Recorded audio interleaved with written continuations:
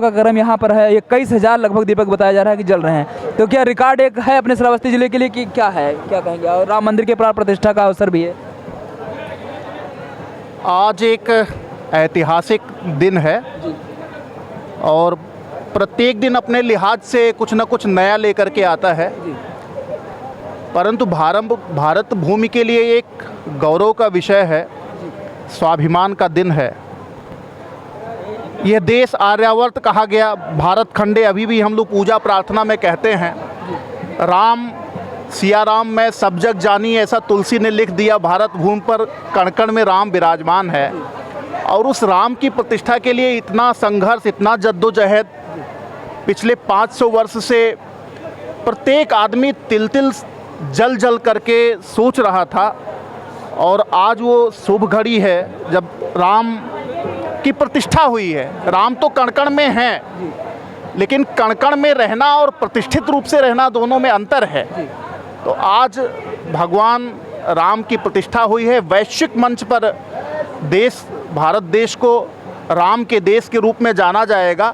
भारत राम का राष्ट्र है, ये आज से उद्घोषित होगा पूरे विश्व में। और इसलिए जहाँ जहाँ राम के संदर्भ रहे हैं पूरे देश में, अभी तक मोदी जी ने राम के जहाँ जहाँ चरण पड़े वनगमन पथ पर, वहाँ वहाँ उन्होंने अपनी तपस्या करी, आराधना करी।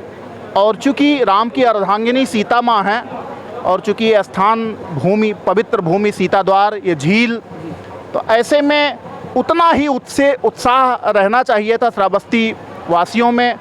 राम के पुत्र लव की राजधानी भी रही है श्रावस्ती, उसमें ये सीता द्वार, ऐसा इतिहास में आता है कि सीता माँ के सम्मान में लव ने एक दो द्वार बनाए थे, एक सीता द्वार और एक गीधराज जटाई द्वार। तो बाद में वो अपभ्रंश में गिधरैया हो गया।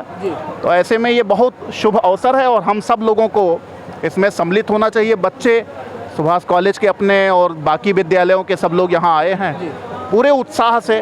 पूरे बच्चों ही नहीं, सब में उत्साह है, पूरे श्रावस्ती वासियों में उत्साह है। कहीं पर कोई रैली निकाल रहा है, कोई मतलब झांकी निकाल रहा है, तो कहीं पर दिए जला रहे हैं। वैसे सभी घरों पे अभी आज दिए जलाने के लिए कहा गया है और लोग वास्तव में अंतर्मन की अभिव्यक्ति भीतर नहीं रह सकती है, वो किसी न किसी रूप में निकलेगी। हम कह रहे हैं जैसे कोई ढोल नगाड़े बजते तो आदमी नाचना लगता है, तो राम के प्रति जो ये प्रसन्नता है ये किसी न किसी रूप में अभिव्यक्त होगी।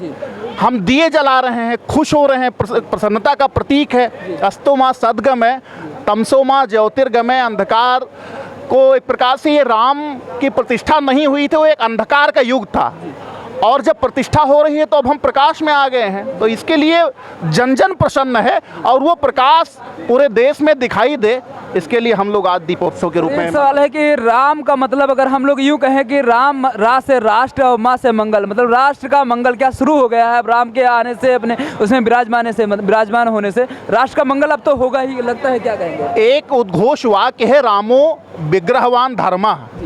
राम धर्म के विग्रह हैं, तो धर्मम इति धारयत ऐसा कहा जाता है। तो धर्म के विग्रह में क्या क्या होगा? तो हमने कहा राम का जो कैरेक्टर है, जो चरित्र है, उसका विग्रह धर्म का विग्रह है। कैसे है? तो हमने कहा राम न्याय है, राम करुणा है, राम क्षमा है, राम में धैर्य है, राम में अनुशासन है, राम में तो जो उनका पूरा शरीर, उनका पूरा जो जीवन है वो धर्म के विग्रह के रूप में भारत में स्थापित है, कण कण में स्थापित है, जन जन में स्थापित है।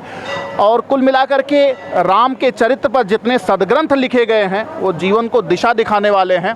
तो आज बहुत शुभ दिन है, बहुत मंगल हो। जय श्री राम। जय श्री राम। हमको मिल गए थे सर दिवाकर सर जी।